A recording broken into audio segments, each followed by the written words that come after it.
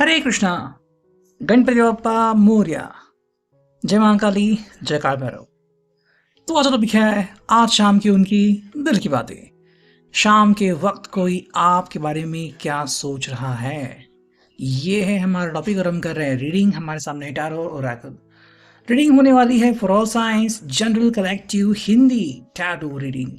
Aries to Pisces में से लेकर मीन तक सभी राशियों की रीडिंग होने वाली है। सुनो प्रॉब्लम एट ऑल। आप भी अपने लव्ड वन को याद करते हुए कमेंट सेक्शन में एक हार्ट ज़रूर सेंड कर सकते हो। करते हैं हम रीडिंग की शुरुआत। सबसे पहले हम चुनते हैं टैरो को। देखते हैं हमें टैरो से क्या कार्ड्स मिलते हैं। करते हैं कार्ड्स की shuffling. Here we go, one by one. As per your situation, कुछ कार्ड्स या बहुत सारे कार्ड्स, कुछ बातें या बहुत सारी बातें आपके साथ रिजोनेट हो सकती हैं। पहला ही कार्ड मिल गया है द फूल। इंटरेस्टिंग। सेकंड जो कार्ड मिला है वो है फाइव ऑफ वॉन्ड्स की energy, Aries, Leo, Sagittarius. Third है द चैरियट, कैंसर, कर्क राशि। फोर्थ जो कार्ड मिला है वो है eight of swords, Gemini, Libra, Aquarius.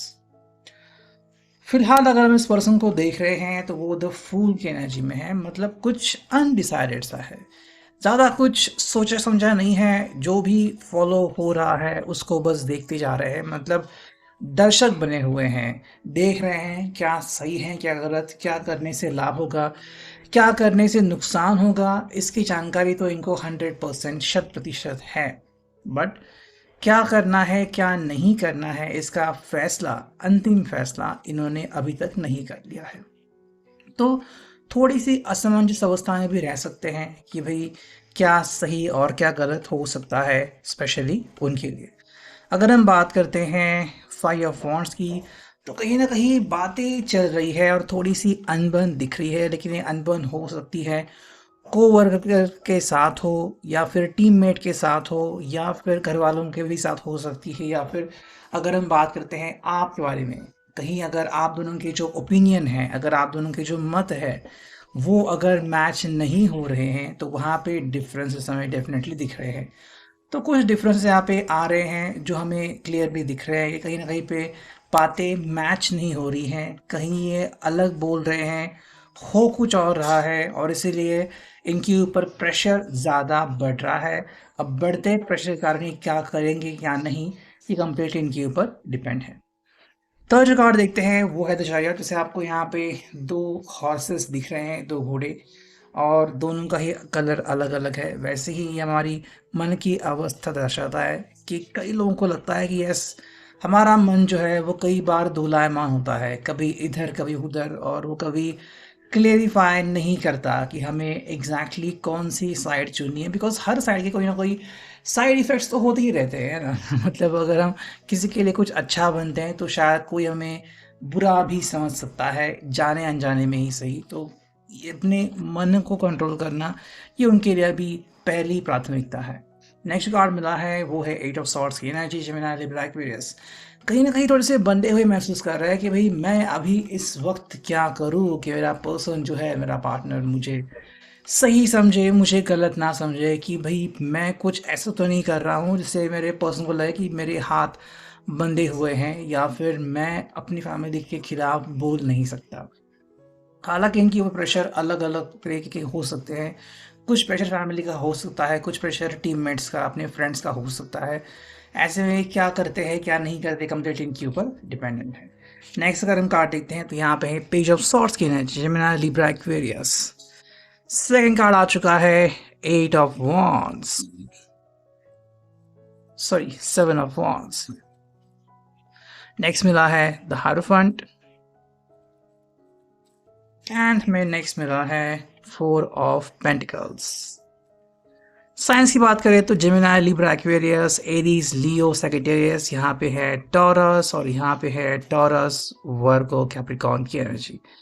Page of swords की ऊर्जा है, तो यहाँ पे पर्सन डिसाइड करने में थोड़ा सा लगा हुआ है कि भाई मैं करूँ तो क्या करूँ, और अगर मैं झट से कोई फैसला, कोई डिसीजन लेता हूँ, तो क्या मैं तनाव मुक्त हो सकता हूँ?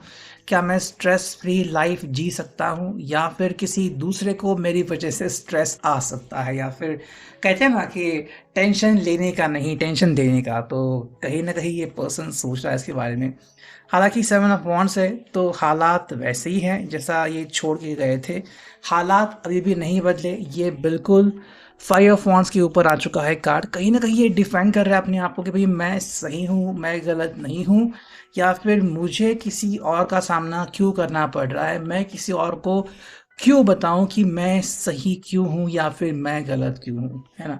तो ये इनकी अपनी जानकारी हो सकती है। हालाँकि यहाँ पे द हायरोफेंट, जहाँ पे वो कस्में और वादों को याद कर रहे हैं, तो कहीं न कहीं कह रहे हैं कि भई मेरे लिए जो बेस्ट है मैं वही करूँगा। मेरे फ्यूचर में जो मेरे लिए बेस्ट लिखा है मुझे वही करना है, इसी कारण मुझे आनंद मिले और मेरा पर्सन भी अगर खुश रहता है तो उसमें हर्ज ही क्या है? मतलब अगर सभी लोगों की खुशी यहाँ पे सम्मिलित होती है, तो उसमें अचरज वाली कौन-सी बात आती है? हालाँकि यहाँ पे 4 ऑफ पेंटिकल्स, तो ये जैसे थे, वैसे ही परिस्थिति को देख रहे हैं, उसमें कोई भी बदलाव ये फ़िलहाल नहीं कर रहे हैं। अगर हम देखते हैं ओरेकल की शफलिंग, ओरेकल से ये कार्ड्स मिलते हैं, करते हैं कार्ड्स की शफलिंग, हियर वी गो। पहला जो कार्ड मिला है वो है आई नो यू मिस मी। कहीं ना कहीं इस पर्सन को लग रहा है कि हाँ, आप इनको बहुत ज़्यादा मिस करते हो और आपकी जो एनर्जी है ये खुद भी महसूस करते हैं। मे बी अचानक से आपका कॉल आना, या फिर आपका फ़ोटो दिख जाना, या फिर आपके एकदम से याद आ जाना, कहीं ना कहीं इनको ऐसा लग रहा है और एतबार हो रहा है कि आप इनको बहुत ज़्यादा याद कर रहे हो। सेकेंड जो कार्ड मिला है वो है why I didn't understand your love, now I regret. मतलब कि वही, मैंने आपका प्यार पहले क्यों नहीं समझा, अब मैं पछता रहा हूँ। मतलब समय की सीमा को ये लांघ चुके हैं, ऐसा इनका कहना है। और शायद बहुत पहले ही अगर ये ध्यान दे देते आपके प्रेम के ऊपर, तो शायद आज जो परिस्थिति है उससे अलग परिस्थिति होती, ऐसा इनको लग रहा है। अगर हम देखते हैं नेक्स्ट कार्ड, तो हमें मिला है यहाँ पे I will wait for you. मैं आपके लिए रुकूंगा और आपका इंतज़ार करूंगा। तो कहीं ना कहीं ये पर्सन ने अपना मन बना लिया है कि आपके लिए डेफिनेटली वेट करने वाले हैं, और आपके बारे में ये सोच रहे हैं कि भाई मुझे जेन्युइनली सच्चाई का पता लगाना है कि आखिर आप भी मेरे बारे में क्या सोचते हो जब आप अकेले होते हो। You are the dream I go to every time I close my eyes. मतलब कि भाई आप ही वो सपना है जो इनको बार बार दिखता है जब वो अपनी आंखें बंद करते हैं। तो इनके लिए आप किसी सपने से कम नहीं हो। आपको पाना मतलब सपना सच करने जैसा ही है, ऐसा इनको लग रहा है। एंड जो फिफ्थ कार्ड है वो है यू मेक मी क्राई। कई बार आपकी याद से ये पर्सन रो भी देता है, लेकिन अपने दोस्तों को शायद नहीं पता था, या फिर इनकी इसी हरकत को देखते हुए वो भी कई बार इसके ऊपर गुस्सा होता है कि तुम क्यों किसी के लिए आंसू बहाते हो, और फिर इसको उनको सफाई देनी पड़ती है। लेकिन ये पर्सन आपको बहुत ज़्यादा मिस कर, कहीं ना कहीं इनको लग रहा है कि आप भी इनको मिस करते हो। हालांकि दोनों के बीच जो दुआ है वो अभी कोई नहीं बना है। मतलब दोनों के बीच जो मीडियम है, जो किसी को समझाए कि हाँ भाई, तुम दोनों के बीच झगड़ा अगर है तो किस बात को लेकर है, या फिर अगर तुम दोनों के बीच बनती नहीं तो क्यों है, ऐसा हो रहा है, तो क्यों आप दोनों वापस से मिलते नहीं, बात क्यों नहीं रिस्टार्ट करते। तो ये बोलने के लिए शायद बीच बचाव कोई नहीं कर रहा है, और यही पे ये पर्सन कह रहा है कि भाई किसी ने आना तो चाहिए, अगर कोई नहीं आ रहा है तो ये अकेले बैठ के ही आंसू बहा रहे हैं। तो ये है अभी के लिए reading. I hope it will resonate.